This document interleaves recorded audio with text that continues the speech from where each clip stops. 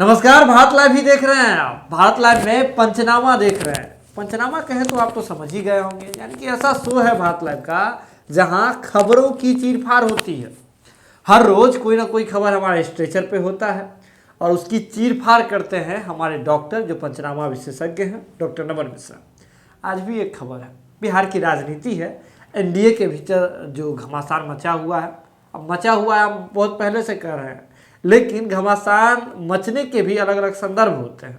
अरुणाचल प्रदेश से शुरू हुई थी, अभी जो स्थिति है बिहार में उसमें भी घमासान मचा हुआ है। अब देखिए ना, नीतीश कुमार की जो स्थिति है, नीतीश कुमार जो कर रहे हैं उसको लेकर के भाजपा के भीतर खलबली मच गई है। और जो भाजपा के भीतर जो खलबली मची है वो भाजपा के भीतर ही अलग अलग गुटों का निर्माण कर दिया है। अब ये सभी गुट जो है, जब इसके बारे में अमित शाह को खबर होती है तो सभी को दिल्ली तलब किया जाता है। अब दिल्ली में जाने के बाद अमित शाह क्लास लगाने वाले हैं और कुछ जो है मूल मंत्र देने वाले हैं, जिससे बिहार की जो आने वाली जो राजनीति है उसी मूल मंत्र पे आकर के निर्भर करेगी। अब देखिए क्या है बात, क्या है मूल मंत्र, सभी बातों की जानकारी के लिए हमारे साथ डॉक्टर नमन मिश्रा जी मौजूद हैं। तो सर, नीतीश कुमार ऐसा क्या कर दिए कि भाजपा में अलग अलग गुट बन गया? नीतीश कुमार ने नहीं किया। दो तीन चीजें आप समझनी पड़ेगी। एक कि भाजपा में पहली बार गुटबाजी नहीं हो रही है, गुटबाजी पहले भी होती थी। और दूसरी बात कि इसके बारे में पहले से भी पता था अमित शाह को। समस्या क्या है वो मैं बताता हूँ आपको, और समस्या की जड़ क्या है वो भी बताने का प्रयास करता हूँ। नीतीश कुमार की वजह से भाजपा दो फाड़ बहुत पहले से ही रही है। नीतीश अपनी सहूलियत से भाजपा को दो टुकड़े करके रखते हैं। एक आपको याद होगा, गिरिराज सिंह, सीपी ठाकुर, नित्यानंद राय, ये एग्रेसिव ग्रुप था, गरम दल था, जो नीतीश को पसंद इसलिए करता था क्योंकि झेलता था, पसंद नहीं करता था, झेलता था इसलिए क्योंकि उसे पता था कि भाजपा का बिहार में दाल नहीं गल रहा है। और एक ग्रुप था जिसमें आप देख सकते थे नीतीश कुमार के साथ सुशील मोदी थे, प्रेम कुमार थे, नंदकिशोर यादव थे और भी दो चार नेता गण थे उस वक्त में। तो पावर क्लैश हमेशा नहीं हो पाता था। जब गिरिराज सिंह कुछ बोलते थे उनको चुप करा दिया जाता था, जब कोई नेता कुछ बोलता था तो उसको चुप करा दिया जाता था। लेकिन ये जो चुप कराने वाली बात है, ये नीतीश कुमार के कहने पर नहीं होती थी, ये सुशील मोदी के कहने पर होती थी। सुशील मोदी कंप्लेन करते थे। आपको याद होगा जिस वक्त बिहार में कप्तान कौन होगा चर्चा शुरू हुई थी, सुशील मोदी ने एक ट्वीट कर दिया था। सुशील मोदी के ट्वीट के बाद अमित शाह को बोलना पड़ा कि हाँ कप्तान यही होंगे, नीतीश कुमार ही होंगे। अगुवाई कर दी थी जाकर जी, बिल्कुल। लेकिन ये बात आप अगर कह देंगे कि टूना पांडे विश्वास कर लेंगे, ये बात अगर कहेंगे कि सीपी ठाकुर के गुट विश्वास कर लेगा, ये बात अगर आप कहिएगा कि गिरिराज सिंह के लोग विश्वास कर लेंगे, मैं विश्वास नहीं करूंगा जी। और इस गुट ने उसी समय से एक मंत्र बना लिया जी।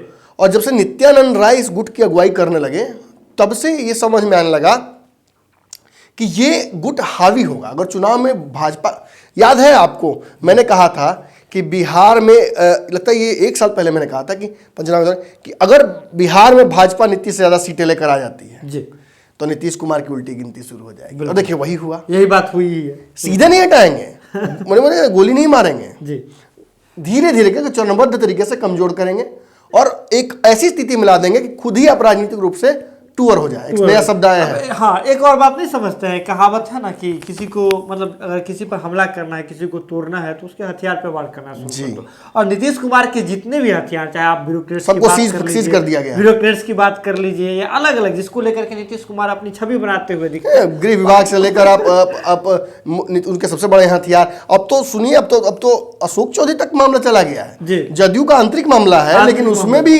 भाजपा हस्तक्षेप हो गया, इंटरफेयर कर रही है। बिल्कुल। कैसे अब आगे चल के आगे रणनीति बना पाएंगे नीतीश कुमार, ये भी अपने आप में एक सवाल खड़ा होता है, क्योंकि आरसीपी सिंह भी भाजपा की तरफदारी करते दिख रहे हैं जी। और आज सरकार चल रही है तो नीतीश कुमार को आरसीपी की आवश्यकता है, क्योंकि आरसीपी ही एक माध्यम है जो भाजपा को साध पा रहे हैं। बिल्कुल, एक ही भाषा समझ पा रही है भाजपा, और वो है आरसीपी सिंह की भाषा। लेकिन हाँ, अब मैं आपको बताता हूं कि वो दो गुट तो आप समझ गए कि कौन कौन से थे जी, लेकिन अब वो चार गुट कैसे हो गए और अब बेचैनी क्यों बढ़ गई है अमित शाह की? जब उन्हें पता ही था शुरू से कि गुटबाजी हो रही है, तो आखिर अब वो क्यों हड़बड़ा गए हैं? देखिए, पहले मैं बता देता हूं आपको कि कौन से वो गुट हैं, फिर मैं धीरे से स्थापित कर दूंगा कि आखिर किस वजह से इन दो की जगह चार जो गुट हो गए। तो बेचैनी बढ़ गई अमित शाह की, गुस्सा हो गए हैं, वो नाराज हैं बताया जा रहा है। और नाराज ही नहीं है, कल सबको इकट्ठा होना पड़ेगा। जी। और उसका हो सकता है कई लोगों का क्लास लगे, जिसमें हो सकता है कि इस बार जिस दिन से उनकी छटनी हुई थी सुशील मोदी की, उस दिन से वो फेरा में थे कि कैसे इन लोगों से बदला लेना है। हो सकता है कल इनका एजेंडा चल जाए और बाकी जो लोग हैं उनको डांट पड़े। बिल्कुल। बिहार में सबसे पहला गुट जो भाजपा का है वो सुशील मोदी वाला ही गुट है जी। जिस गुट में बिहार के ऐसे नेता हैं जिन्हें साइंटिंग में डाला हुआ है जी। लेकिन ये गुट बिहार में अपनी ताकत बढ़ाना चाहता है जी। इसके लिए ये आज भी नीतीश कुमार के संपर्क में है जी। ये चाहता है कि मंत्रिमंडल के विस्तार में इनके लोगों को इकोमोडेट किया जाए जी। और इसके लिए लगातार दबाव बनाया जा रहा है कि प्रेम कुमार का नाम शामिल किया जाए, नंद किशोर यादव का नाम शामिल किया जाए। और इन लोगों के नाम से किसको परहेज है? तो वो दूसरा गुट है जो नित्यानंद राय का गुट है। वो गुट जिस गुट के नेता नित्यानंद राय अब राष्ट्रीय नेता हो चुके हैं, जिनके ऊपर सीधे तौर पर हाथ है किसका? भूपेंद्र यादव का। बिल्कुल भूपेंद्र यादव का हाथ है। भूपेंद्र यादव आज बिहार के भाजपा के एकमात्र मैं कह सकता हूं वो मालिक हैं जो अमित शाह के बाद आते हैं जी। वो ही तय करते हैं कि बिहार में करना क्या है, वही तय करेंगे नीतीश कुमार साथ चलना कैसे है जी। और जो नित्यानंद राय वाली टीम है उसका देखिएगा आप, नित्यानंद खुद भी केंद्रीय मंत्री हैं। नित्यानंद का प्रभाव बंगाल तक है। आप देखा कि बंगाल का उन्हें जिम्मेवारी दिया गया है बिहारियों को साधने के लिए। लेकिन उसके अलावा इस टीम का काम है कि नीतीश को इंजेक्शन देते रहना जी। हर एजेंडे पर नीतीश को इंजेक्शन देना जी। लेकिन अब जब दोनों को काम खुद ही अमित शाह ने ही दिया है, ये प्लान बी है, ये प्लान ए है, तो आखिर इन दोनों के क्लैश से दो और गुट कैसे बन गए और फिर वो दो और गुट बने तो उनके पावर सेंटर की लड़ाई में बेचैनी क्यों बढ़ गई है अमित शाह? और ऐसा क्या हो गया कि आखिर अमित शाह को सभी गुटों को एक साथ बुलाना पड़ गया? इसके पीछे जो कारण है वो बताऊंगा और उसका एग्जैक्ट हद तक पहुंच जाऊंगा जहां से समझ में आ जाएगा आपको। इसके पहले मैं स्थापित कर दूं कि दो और गुट है कौन से। बिल्कुल। एक गुट है संजय जायसवाल का जो कि बिहार के वर्तमान अध्यक्ष हैं, जिनकी पावर को काफी हद तक सीज कर दिया गया था। तो अगर नित्यानंद राय नहीं रहते हुए भी प्रदेश अध्यक्ष की भूमिका निभाएंगे, अगर भूपेंद्र यादव आकर यहाँ पर अपना प्रभारी की जगह पर अध्यक्ष बन जाएंगे तो संजय जायसवाल की आवश्यकता फिर क्या है? संजय जायसवाल जिस बिरादरी से आते हैं उस बिरादरी का एक बड़ा वोट बैंक है भाजपा का, इसीलिए उन्हें बनाया भी गया है। और वो जो बिरादरी है वो फाइनेंसर्स भी हैं और जब चुनाव आप लड़ते हैं तो आपको खर्च करना पड़ता है, फाइनेंस जरूरत पड़ती है और जब आप चुनाव जीतते हैं तो उन फाइनेंसर्स की बात मानना पड़ता है आपको, जिसका आरोप आज केंद्रीय भाजपा पर लगता है। जी बिल्कुल। किसान आंदोलन हो या कुछ भी हो, जो भी हो, मैं उसमें नहीं पढ़ूंगा जी। लेकिन बिहार में भी होता है ऐसा, तो उनमें से कुछ लोगों को एडजस्ट करना पड़ेगा। जैसे कि मेवालाल को एडजस्ट करने में नीतीश कुमार प्रयास किए लेकिन शहीद हो गए बेचारे। जी बिल्कुल। तो वैसे ही जो संजय जायसवाल है वो चाहते हैं कि जायसवाल समाज के, अग्रवाल समाज के, जो व्यापारी समाज के लोग हैं उनको एडजस्ट किया जाए मंत्रिमंडल में। और वो ये भी चाहते हैं कि बिहार के, क्योंकि संगठन की जिम्मेवारी उनके पास है, तो चाहते हैं कि थोड़ा मंत्रिमंडल में भी मेरा अगर रहे पकड़ रहे तो आगे की राजनीति मजबूत रहेगी। ऐसा नहीं कि सब कुछ नित्यानंद राय ही करे, भूपेंद्र यादव ही करे, तो मेरा क्या होगा? अब इन तीन टीमों के अलावा एक चौथी टीम में सडनली बन गई। भाजपा ने दो डिकोयस को लाया। डिकोय मतलब होता है डमी कैंडिडेट, जिन्हें लाकर सामने भाजपा ने साधने का प्रयास किया एक नया समीकरण। आपको नहीं चिराग पासवान करो, मैं बात कर रहा हूं दो उप मुख्यमंत्रियों की। जी बिल्कुल। तारकिशोर प्रसाद और रेणु देवी। बिल्कुल। दलित, महिला, सब कुछ इसमें जोड़ दिया उन लोगों ने। और साथ ही साथ आपको बता दूं कि नित्यानंद राय सीएम के कैंडिडेट थे इंटरनली बिहार के। अगर भाजपा को इतना % बहुमत आया था कि वो सरकार बना लेती तो नित्यानंद राय ही सीएम होते हैं। और नित्यानंद राय को डिप्टी सीएम बनाने की बात भी चल रही थी, लेकिन भाजपा ने समझ लिया कि अगर इन्हें डिप्टी सीएम बना देंगे तो एक प्लान एक्सपोज हो जाएगा, इसलिए उन्हें दो डिक्वेस्ट को सामने रखा। और देखिए दोनों के माध्यम से अलग अलग साधन, या तारकिशोर प्रसाद के हिसाब से साध रहे हैं एक अलग समाज जो बड़ा सा है, और वहीं दूसरी तरफ आप देख सकते हैं कि वो सीधे तौर पर महिला समाज, पंचायत में महिलाओं की भागीदारी को देखते हुए रेणु देवी को पंचायत विभाग भी देकर वो पूरा एक मुश्त में वो अपने पाले में करने का प्रयास किया। शहनवाज भी इसके हिस्सा है। लेकिन इस गुट में अभी भले ही इनका कद तुरंत बढ़ा हो, लेकिन ये भी चाहते हैं कि अब जब इनको मौका मिला है तो इस मौके का फायदा उठाएं, मंत्रिमंडल के विस्तार में इनका हाथ हो, कैबिनेट में इनकी पकड़ हो, ये भी ये चाहते हैं। लेकिन इन जो चार गुट बने हैं, इन चारों गुटों की बेचैनी की और आपसी प्रतिद्वंदिता की वजह से समस्या क्रिएट हो रही है। सरकार इमरजेंसी की ओर बढ़ रही है जी।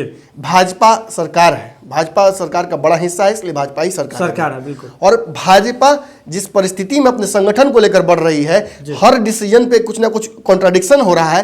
अब कॉन्ट्राडिक्शन कहाँ हो रहा है समझिए। मंत्रिमंडल के विस्तार को लेकर अब तक मामला फंसा हुआ है, सभी चाहते हैं कि अपने अपने मंत्री लोगों को घुसाएं। इसके बाद आयोग की बात आएगी, आयोग में भी वही हाल होगा। एमएलसी का लफड़ा फंस ही गया कर्नाटक की वजह से, और उसमें भी समस्याएं कई हैं, कई लोगों को रिवार्ड करना है। सुशील मोदी को अपने लोगों को एडजस्ट करना है ताकि इनका प्रभाव बना रहे बिहार में। नित्यानंद राय को अपने लोगों को एडजस्ट करना है क्योंकि उनको पता है कि एकला चलो की रणनीति पे वो चलना चाहते हैं। संजय जायसवाल अपने ही जो राजनीतिक भविष्य है उसको लेकर संशय में है। वहीं दो जो नए उप मुख्यमंत्री आए हैं, इनको भी अपना प्रभाव चाहिए क्योंकि आपके पास ताकत हो लेकिन अब रिमोट कंट्रोल भी तो ना बन जाए जी। बिल्कुल, कि कोई और कंट्रोल करे तो फिर आगे आने वाली राजनीति में आपको फिर जीतन राम मांझी वाला टैग न दे दिया जाए, मनमोहन सिंह वाला टैग न दे दिया जाए। वो ये ना हो, इसके लिए ये लोग भी प्रयास कर रहे हैं। लेकिन इससे क्या हो रहा है, सरकार इमरजेंसी की ओर बढ़ रही है।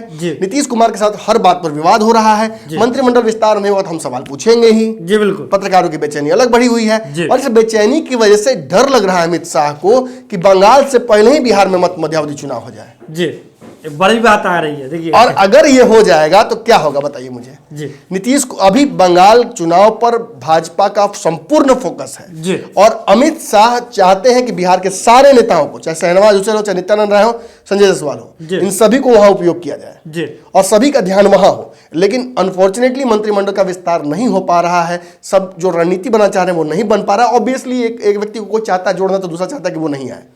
अब इसकी वजह से जो 4 पावर सेंटर्स बन गए हैं, इनकी लड़ाई में अब इंटरेस्ट आ गया है अमित शाह का कि अब इसे ना तो रोका जाए, वरना सरकार गिर जाएगी। इसीलिए इन सभी को एक मुश्त बुलाया गया है और कल इन्हें बिठाकर एक मुश्त डिसीजन कर लिया जाएगा। आप तय कीजिए और तय करके ये बताइए कल के कल कि कौन मंत्री बनेगा कौन नहीं बनेगा, और जिसको लेकर एक डेमोक्रेटिक तरीके से चुना जाएगा। अगर तय कर लिया जाएगा कि ये व्यक्ति रहेंगे तो रहेंगे, उसको लेकर फिर फर्दर कोई कॉन्ट्रडिक्शन नहीं होना चाहिए, बिल्कुल कम से कम पार्टी के लेवल पे तो ना हो।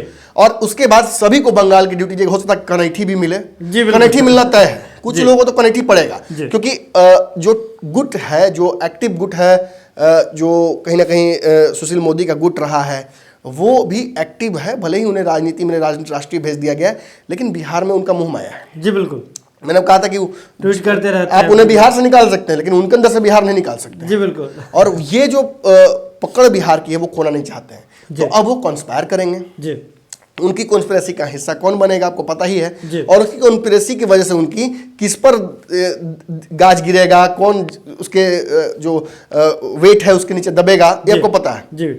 तो ऐसी परिस्थिति में अमित शाह की बेचैनी ये है कि बंगाल से पहले ही इन लोगों की लड़ाई की वजह से बिहार में चुनाव मत हो जाए। और इसी इनपुट में देखिए, भाजपा ने कई लोगों को इनपुट में अपने लगा रखा है। खबरें मिल रही हैं उन्हें कि सरकार में नीतीश कुमार की असहजता बढ़ती जा रही है, अलग अलग मुद्दों पर कोई आपसी रणनीति और एक मुस्ता नहीं बन पा रही है, जिसकी वजह से समस्याएं बढ़ेंगी। और आप बंगाल चुनाव कम से कम मई तक तो बर्दाश्त कर लीजिए। मई तक इन लोगों को एक दिया जाएगा टाइमलाइन, इन्हें कहा जाएगा कि आप सही सामंजस्य बिठाइए और ये लिस्ट आप हमें दीजिए और जाके घोषणा कीजिए कल के कल कि हमारी ये लिस्ट है। देखिए नीतीश कुमार ने एक बात स्पष्ट कर दी है, अगर आप राजनीति को पकड़ते हैं तो पकड़ना पड़ेगा। नीतीश कुमार ने उसी दिन ये बात कह दी थी कि हमारी तरफ से लिस्ट जारी हो चुकी है, भाजपा देरी कर रही है। और भाजपा देरी क्यों कर रही है ये मैंने आपको बता दिया है, और क्यों कल क्लास लगेगी इन लोगों की ये भी मैंने आपको बता दिया। अब आपको पता चल चुका है कि भाजपा के 4 गुट हैं ये आपस में क्यों लड़ रहे हैं, और अमित शाह को अब क्यों बेचैनी हो रही है कि इन लोगों को नहीं लड़ना चाहिए। तो देखिए, कहीं ना कहीं जितने भी लोग राजनीति में अपना कदम रखते हैं, सभी की अपनी अपनी राजनीतिक महत्वाकांक्षाएं होती है, सभी अपना जो व्यक्तिगत कद है उससे बढ़ाना चाहता है, और किसी भी दल विशेष में अपना प्रभाव और जमीनी पकड़ जो है उसे मजबूत करने की इच्छा से ही राजनीति में अपना कदम रखता है। तो ऐसे में भाजपा के भीतर भी जो लोग हैं, जो अलग अलग खेमे बना लिए हैं, सभी की अपनी महत्वाकांक्षाएं हैं, राजनीतिक महत्वाकांक्षाएं हैं, सभी अपने अपने स्तर से जो राजनीति है उस पर पकड़ बनाना चाहते हैं। लेकिन कहीं ना कहीं अमित शाह की नज़र बिहार पर है, और बिहार में किस तरह से भाजपा एक संगठित रूप से और मजबूती के साथ अपना जो जनाधार जो प्राप्त करके आई है उसे किस तरह से उसका सदुपयोग किया जाए और उसका पूरा जो भरपूर इस्तेमाल जो है बंगाल चुनाव पर किया जाए, इसके लिए भी अमित शाह अपनी रणनीति बना रहे हैं। तो बड़े रही बात लाइव के साथ खबरों का सिलसिला लगातार जारी है। अगर आपने खबर देख लिया तो आपको पता ही है कि आगे क्या करना है। और ये भी अंदर की खबर है ये भी अंदर की खबर है। तो चलिए आप थोड़ा शेयर कर दीजिएगा, शेयर करके जो है अननोन तक पहुंचा दीजिएगा। यूपीआई नंबर तो है ही, नीचे स्क्रॉल महत्वपूर्ण हो गया है, थोड़ा बहुत ज्यादा महत्वपूर्ण हो गया है, समझे। सहयोग कीजिए और भारत लाइव की टीम लगातार आपके लिए बनी हुई है। बहुत बहुत धन्यवाद। अगर ये वीडियो पसंद आई और वह बिहार के राजनीति और बिहारियत से सरोकार रखेनी तो सब्सक्राइब बटन दबा के चैनल के सब्सक्राइब कर ली। ओजे एगो घंटी बा, ओकरा बटन दबा देला से कुल सटीक और मारक खबर रुआ मुफ्त में मिल जाई। अगर रुआ पत्रकारिता के हमनी के नया प्रयोग में सहयोग कर चाहतानी तो ज्वाइन बटन दबा दी। पेटीएम नंबर नोट कर ली 9386816700। धन्यवाद।